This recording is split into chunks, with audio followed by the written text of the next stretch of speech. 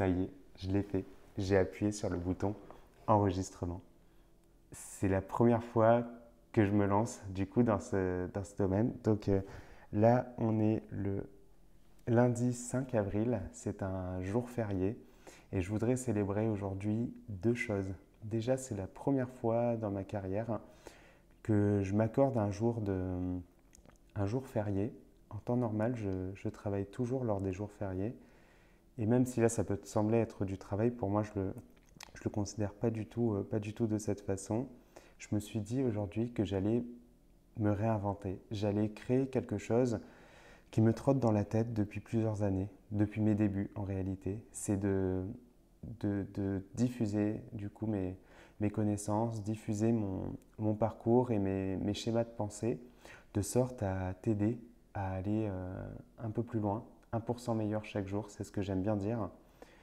Et aujourd'hui est un moment hyper important parce que ça y est, j'ai franchi le pas, quoi. J'ai franchi le pas et j'avais toujours peur de me lancer dans cette dynamique parce que j'avais peur d'être confronté à toi qui m'écoutes et d'être confronté au diktat de la nutrition, du sport, de, du milieu du régime de manière générale où tout le monde essaye d'avoir sa part de vérité, sa méthode magique, sa façon de faire, sa vision de la nutrition, vegan, végétarien, peu importe.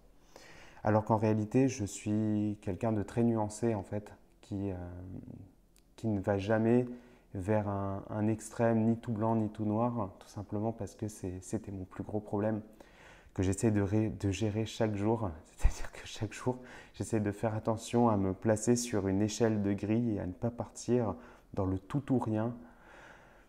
Et pouvoir te parler comme ça et d'essayer de créer du contenu euh, nuancé qui va parler de nutrition, de mindset, de voyage, partager tout simplement de mon chemin de vie, de ce que je fais de manière générale et aussi te partager ce qui se passe au sein de ma petite tribu, c'est-à-dire les femmes que j'accompagne quotidiennement et qui ont un succès, le succès qu'elles méritent, avec parfois de l'adversité, parfois des moments de doute, parfois des échecs et parfois de grandes réussites. Et ça, c'est quelque chose que j'avais envie de faire. Je t'en ai beaucoup parlé du coup si tu es membre de ma tribu et que tu écoutes ce premier podcast. Du coup, ça me fait bizarre de dire que ça y est, je suis en train de faire un podcast, mais je suis tout content et je profite aussi de ce format parce que c'est un format qui est libre. C'est-à-dire que je ne suis pas là à devoir me dire oula, il faut impérativement que j'ai une bonne luminosité pour faire cet enregistrement, il faut que je sois dans une pièce absolument calme ou quoi que ce soit. Aujourd'hui, je me suis juste dit tiens, tu appuies sur le bouton enregistrer et tu le fais comme tu le fais et j'espère sincèrement que voilà, que cet enregistrement t'apportera de la valeur et que tu seras partante du coup pour me suivre dans mon parcours et que tu puisses me partager aussi ton parcours de transformation parce que c'est quelque chose qui m'importe beaucoup. Et tu t'aperçois aussi que là, dans cet enregistrement, je fais peut-être parfois des erreurs, des bafouillements. Rien n'est prévu, c'est juste ce qui sort comme ça sort. Et c'est ce que je trouve génial dans ce format. Et c'est pour ça aussi que je ne me suis pas lancé dans la vidéo sur YouTube parce que c'était quelque chose de beaucoup trop chronophage pour moi, de devoir faire des montages, sélectionner des vidéos et de me sentir finalement pas libre de pouvoir parler, de pouvoir faire des digressions ou quoi, parce que le format doit être court, doit être concis, on veut en prendre plein les yeux, alors que je ne suis pas vraiment dans cette partie, c'est pas vraiment ce que j'aime faire. Ce que j'aime faire, c'est véhiculer des schémas de pensée et partager aussi mon propre parcours parce que je n'ai pas la science infuse, j'ai le droit de me tromper, j'ai le droit d'avoir tort. Donc je te le dis tout de suite, je peux avoir tort parfois, je peux me remettre moi-même en question et c'est ça finalement la magie la magie de la vie. Et c'est ce que je souhaite du coup te transmettre dans ce podcast. Donc on est le lundi 5 avril, jour férié, lendemain de Pâques.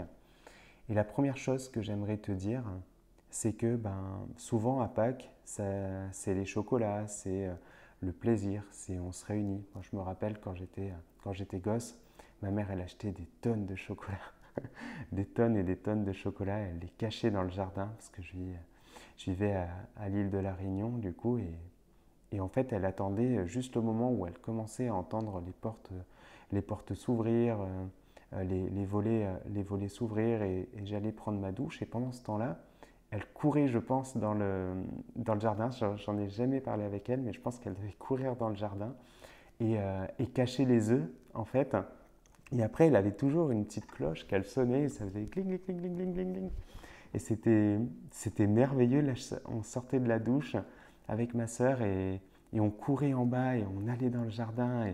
Et là, ma mère, elle nous regardait au loin en train de chercher les œufs et tout. Et en plus de ça, elle nous mettait un petit peu la pression parce que bah, à l'île de la Réunion, il fait chaud. Surtout à cette période-là, il fait encore suffisamment chaud et les chocolats peuvent fondre. Et donc, elle avait une liste. Du coup, je me rappelle où elle avait le nombre d'œufs et elle s'était fait un genre de plan, je pense. J'en sais trop rien de comment elle s'organisait face à ça. Mais du coup, pour être sûr qu'on ait bien ramassé les œufs, parce que bah, quand il en manque, et parfois il en manquait, on les retrouvait quelques jours après quand elle faisait le jardin.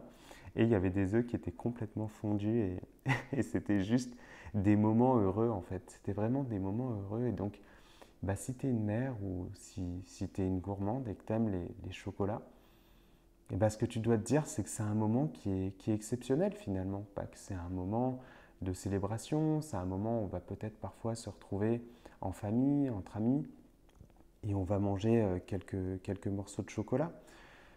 La seule chose que je peux te dire par rapport à ça, c'est d'un point de vue identitaire, par rapport à la personne que tu es, en tout cas si tu as décidé aujourd'hui d'être une personne saine, d'être une personne en bonne santé, eh ben, ne va pas vers un laisser-aller complet, à faire une orgie de chocolat en te disant bah voilà, c'est Pâques, c'est le chocolat, je peux me laisser aller. Non, c'est manger du chocolat au point d'en avoir mal au ventre, ça sert à rien. C'est comme ça que j'agissais avant. Je me rappelle ma dernière Pâques, la dernière fois que j'ai vraiment fêté Pâques, c'était avec Maëlle. C'était il y a 6 ans en arrière.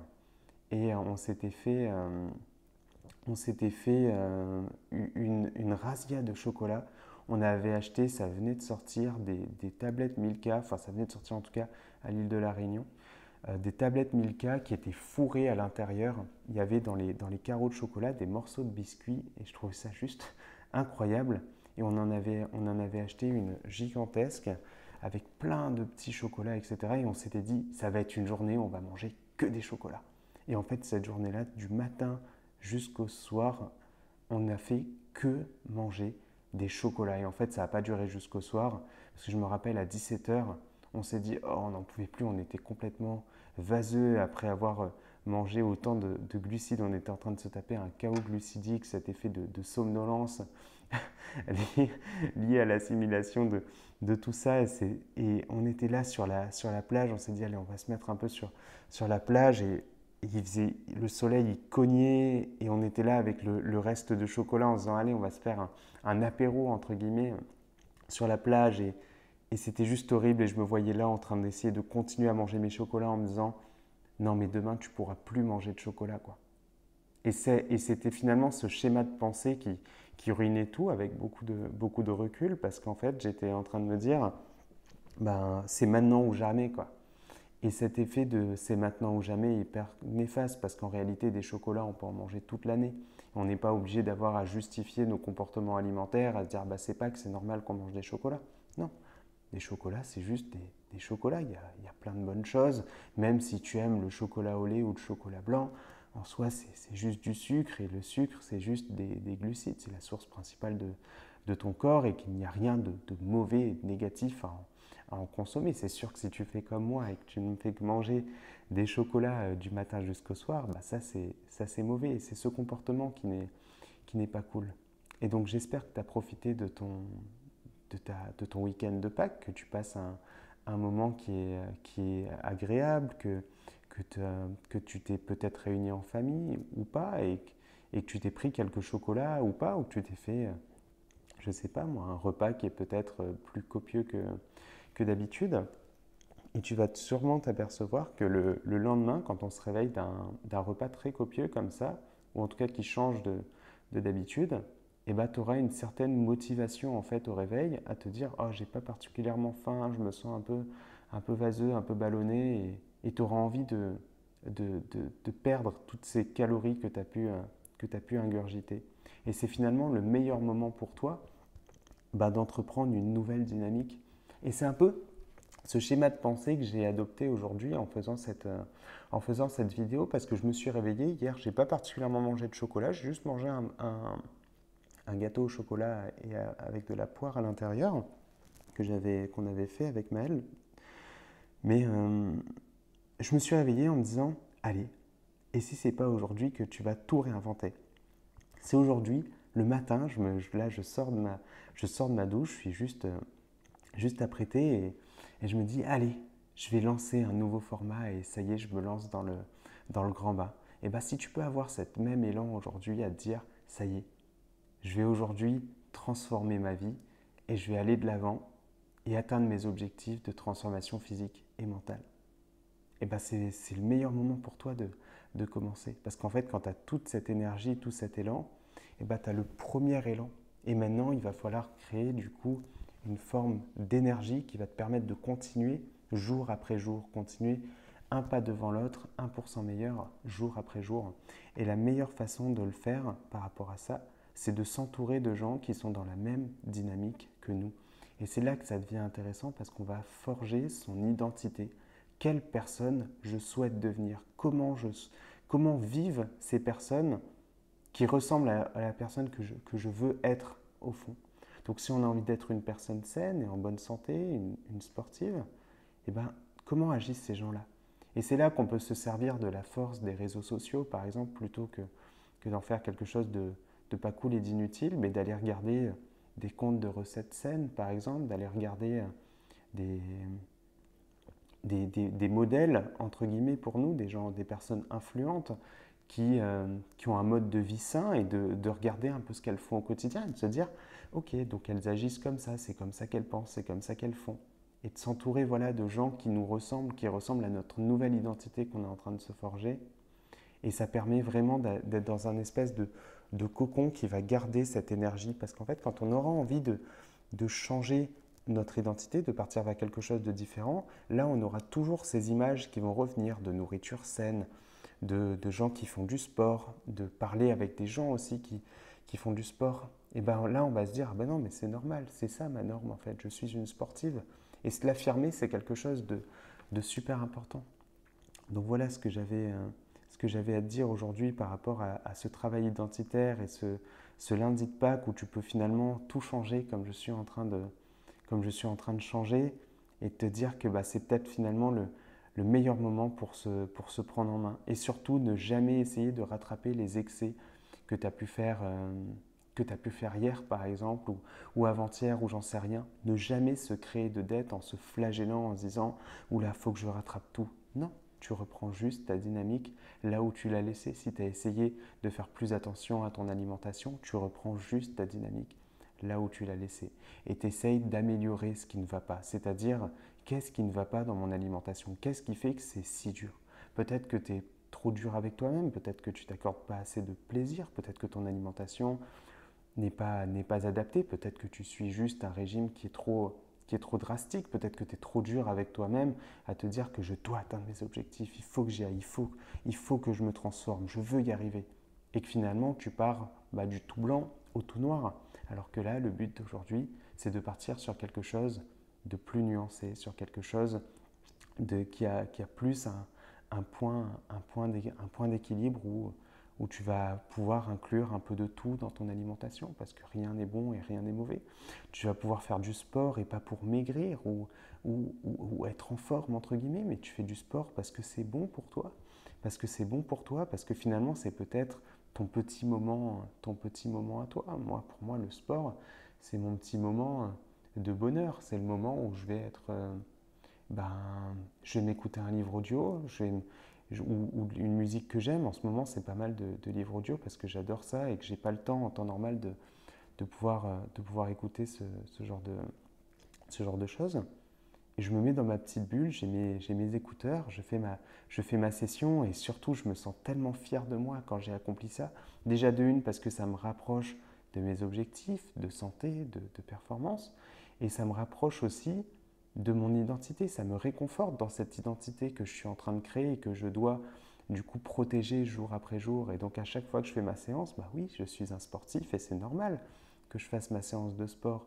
Et si en plus de ça, je peux m'enrichir d'un point de vue intellectuel en écoutant un livre audio, ça, me fait, ça me fait un bien fou en fait, parce que j'en ressors gagnant, gagnant, gagnant, et il n'y a rien qui m'a... Il n'y a rien qui a été négatif pour moi à ce niveau-là. Donc voilà, voilà un peu ce que j'avais à te dire aujourd'hui. Tu verras que j'ai jamais trop les idées claires, que je vais un peu dans tous les sens. Je suis désolé si c'est quelque chose qui te dérange, mais je préfère sincèrement être l'homme que je suis, la personne que je suis, et vivre comme ça. Et j'espère sincèrement que ce contenu te plaira et que tu auras envie de me suivre. J'ai pas envie de faire de montage, j'ai pas envie de couper, j'ai pas envie de te cacher des choses ou d'écrire en amont. Ce que j'ai, c'est que chaque matin, je me réveille en me disant je vais apporter quelque chose au monde.